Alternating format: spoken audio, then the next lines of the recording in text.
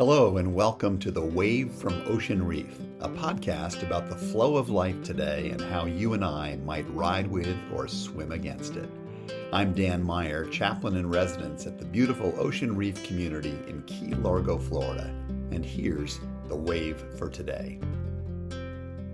This coming Monday, our nation will honor the memory of the Reverend Dr. Martin Luther King Jr. Some will remember him as a courageous champion of the civil rights movement. Others will recall him as the visionary who dreamed of a day when children would be judged by the content of their character rather than the color of their skin. Some will think of Dr. King as an uncommonly gifted orator.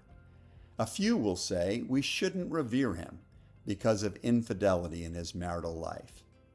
By a similar logic, I suppose, some feel we should remove Washington and Jefferson from Mount Rushmore because of failures in their lives. When I think of Reverend King, I see him as a complex but heroic human who showed us the power of shocking grace. By grace, I mean undeserved favor. By shocking, I mean both extremely unusual and personally arresting behavior. Dr. King preached and practiced a stunning way of living, aimed at overcoming evil by heaping on good. In a sermon entitled Loving Your Enemies, King argued that the persevering provision of unmerited goodness was one of the most strategic and transforming powers in the universe. What do you think about that idea? Let's be honest, it's hard to do good to people who have done bad to us. It is difficult emotionally. It seems to offend the laws of justice.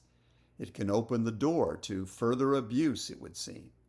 Showing mercy and kindness towards those who have done the opposite to us feels weak, stupid, or naive so often.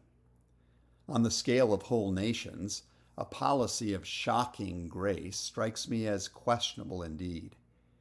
In his book, Moral Man and Immoral Society, Reinhold Niebuhr explains that without the use of coercive force to restrain the progress of evil, the potential for goodness in an individual or a community quickly gets swallowed up by chaos. There must be a rule of law. There need to be reasonable boundaries. We need authorities like the police or government to enforce these. But, says Niebuhr, societies also need individuals and communities who balance this necessary structure with a spirit he calls sublime madness. Sublime madness is the belief that if we could truly love each other in a more radical way, we might not need as much structure, and evil might eventually recede. Conversely, if we rely only on responding to negative force with negative force, it doesn't produce a better world. To paraphrase Dr. King, an eye for an eye and a tooth for a tooth is a good strategy if you're content with a nation that is eventually entirely toothless and blind. This is why we need strong laws and some shocking grace. When I think of this subject, I ponder what happened after Dylan Roof walked into a Bible study at the Emmanuel African Methodist Episcopal Church in Charleston, South Carolina, and opened fire, later saying that he'd hoped to ignite a race war.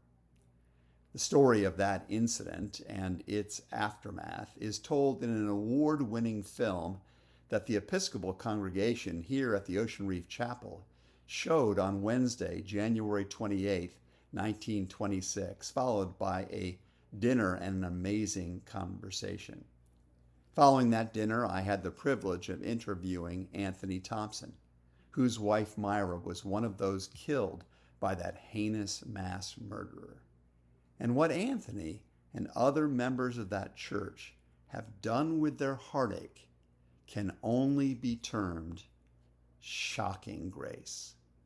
And I encourage you, if you've never done it before, to go online and find the documentary Emmanuel, you might discover that that shocking story does a stunning work of goodness in your own heart.